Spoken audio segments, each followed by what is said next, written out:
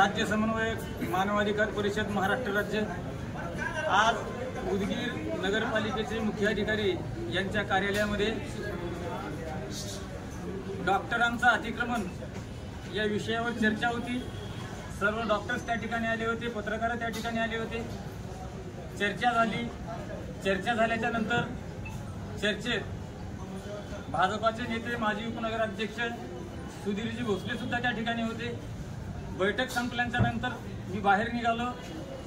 बाहेर जात असताना सुधीर भोसले मला भेटले आणि म्हणाले की ते सदरील बेड, नालीवरचं पूर्ण बेड, रोड आणि ते डीपी जी बसवलेलं आहे, कुणाच्या दम आहे ते पाडून दाखवावं। तो माझा वार्ड आहे, माझ्याशी पंगा घ्यायचा असेल तर वार्डात येऊन त्या डीपीला किंवा त्या दवाखान्याच्या डॉक्टरांना त्रास देऊन दाखवावा। हे बोलणं त्यांना शोभत नाही, ही संस्कृती नाही। आणि असं जर ते बोलणार असतील तर भारतीय मानवाधिकार परिषद आणि मानवाधिकार संरक्षण समिती त्यांना त्याच भाषेत उत्तर देईल। जय भीम, जय भारत, जय संविधान।